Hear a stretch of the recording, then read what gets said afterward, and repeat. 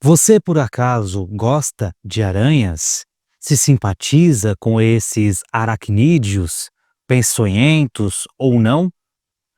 Recentemente, vimos por aí uma notícia de uma gigantesca teia de aranha, em que habitam lá duas espécies desses bichos em uma caverna sem luz, na fronteira da Albânia com a Grécia. O próprio vídeo do cientista, da pessoa ali apalpando essa teia já é muito curioso. Mas o que isso tem a ver, vamos lá, com o espiritismo?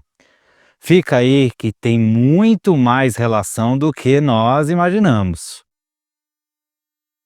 Olá você, seja mais uma vez muito bem-vinda e bem-vindo aqui em mais este vídeo no nosso canal do CEF. Não esqueça de conferir na descrição deste conteúdo todas as informações sobre a nossa casa, endereço, dias e horários das nossas atividades online e presenciais.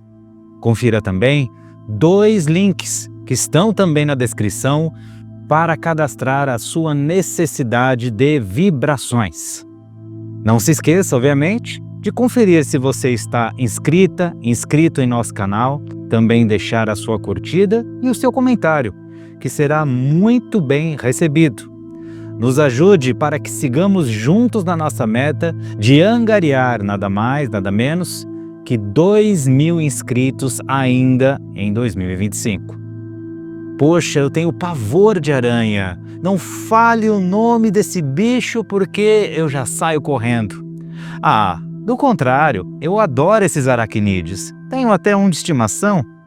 Pois é, gente, tem uns que gostam, tem outros que não, mas eu peço o favor de não nos apegarmos ao animal, ao aracnídeo, ao bicho em si. Vamos nos concentrar no que ele constrói de melhor, que são as suas teias. Residências que ele habita, usa para prender as suas presas, para se alimentar, para enfim se sustentar.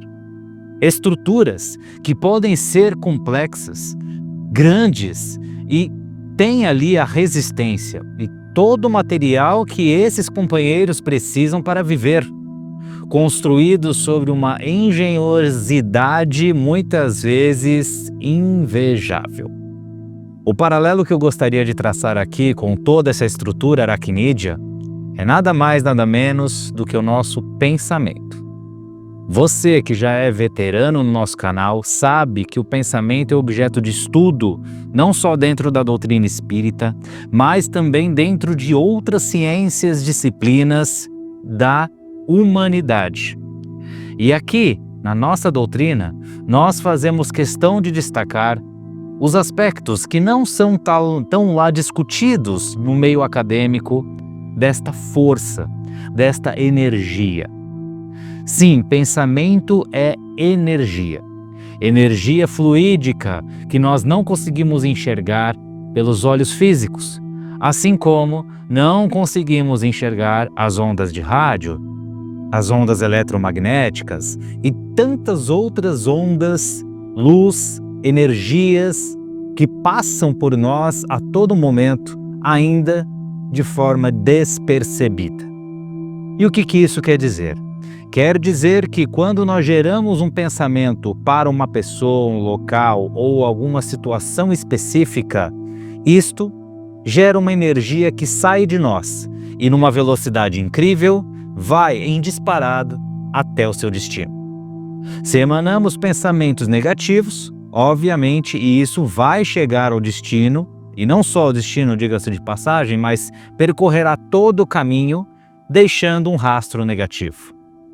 Se pensarmos positivo, pelo contrário, nós estaremos deixando pelo caminho e também entregando ao destino de nosso pensamento energias positivas. Tudo gerado pela nossa mente. Mas vamos lá, o que eu estou dizendo até aqui não é nenhuma novidade, de que pensamento é energia, de que ele vai, de que ele vem e etc. Mas vamos levar ao conceito então da teia de aranha. E para isso, eu não tenho autoridade para falar. vou deixar com quem tem, que é ninguém mais, ninguém menos que Emmanuel. No capítulo 8 do livro Pensamento e Vida, psicografado pelo nosso querido Chico, nós encontramos diversos trechos interessantíssimos.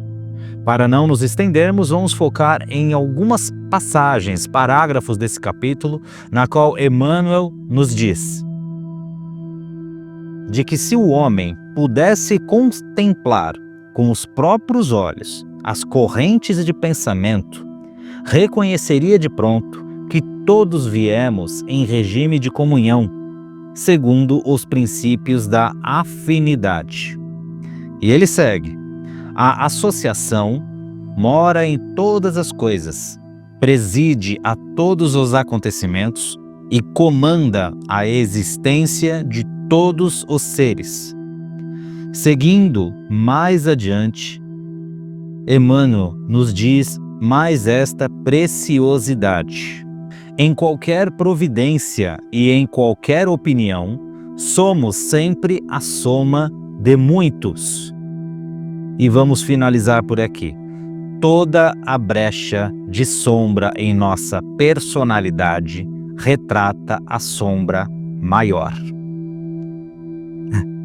Emmanuel, como sempre, dizendo muito ao falar pouco e numa profundidade absurda. Vamos começar então pelo início.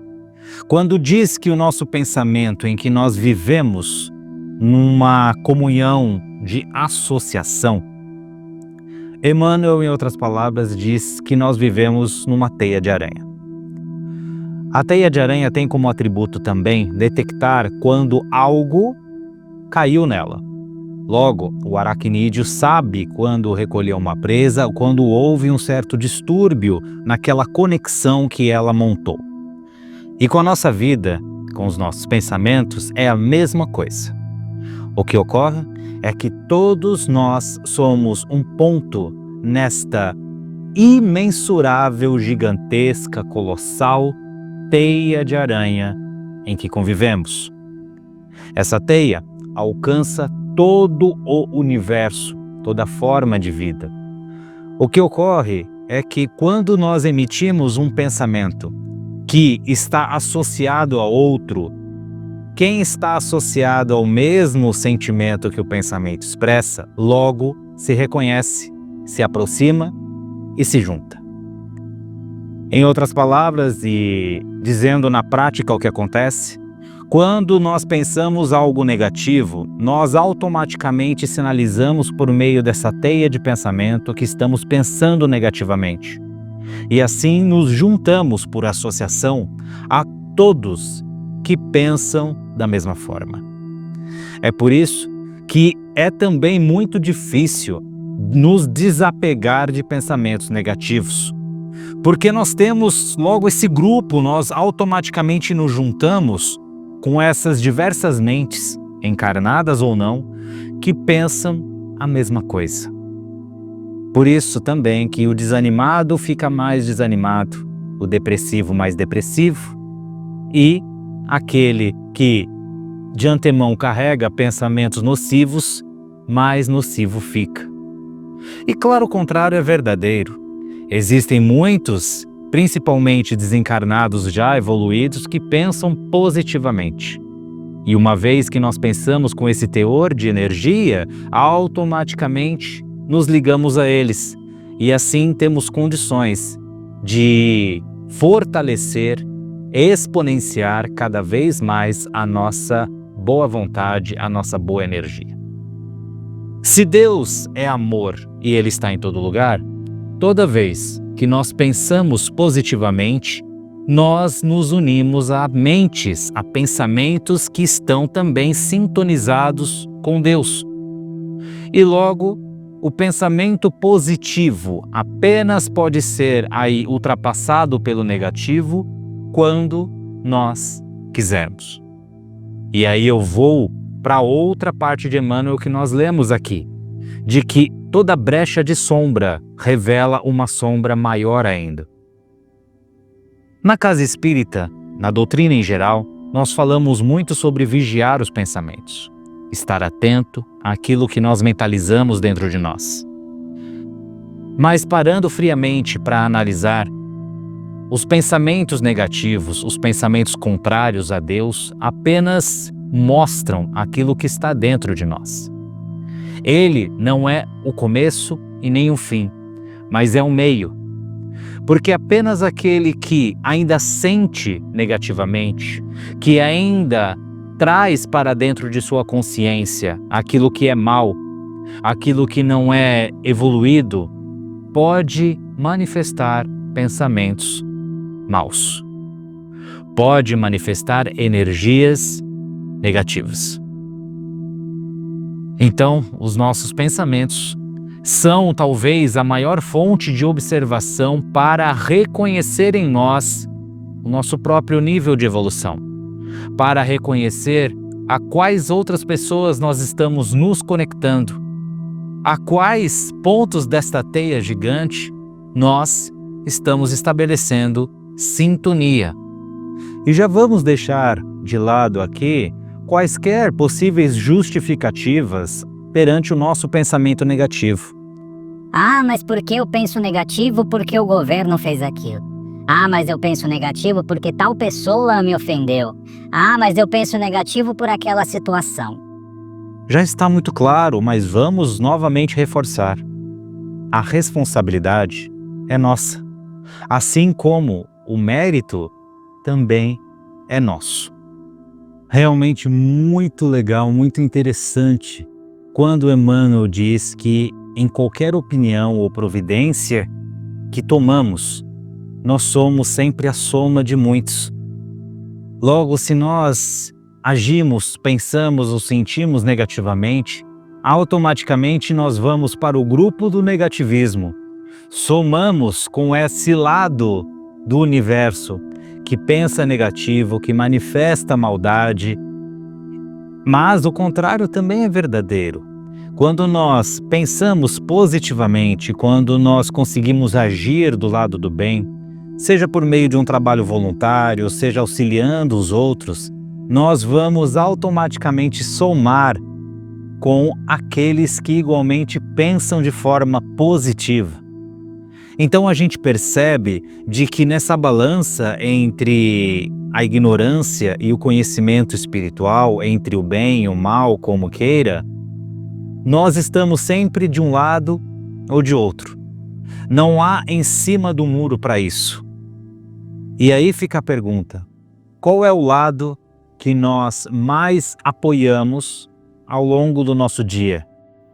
Qual é o time que nós reforçamos com uma maior frequência? E não entra mais a hipótese, a possibilidade de nós simplesmente não contribuirmos, que o meu pensamento não vai mudar nada, de que eu sou um perante uma multidão que pensa negativamente, então como é que nós conseguiremos mudar o mundo apenas pelo nosso pensamento? Isso não é mais sustentável, porque nós percebemos que, ao invés de buscar mudar o mundo, nós nos preocupamos cada vez menos em mudar a nós. Que de nada vai adiantar se o mundo caminha rumo à regeneração, a se transformar num mundo melhor, em que o bem irá predominar sobre o mal, se nós não estivermos nele. Assim, nós devemos, de antemão, pensar menos no exterior e mais no nosso interior. É isso que Emmanuel nos diz. A mudança primeiro deve ser íntima e não coletiva.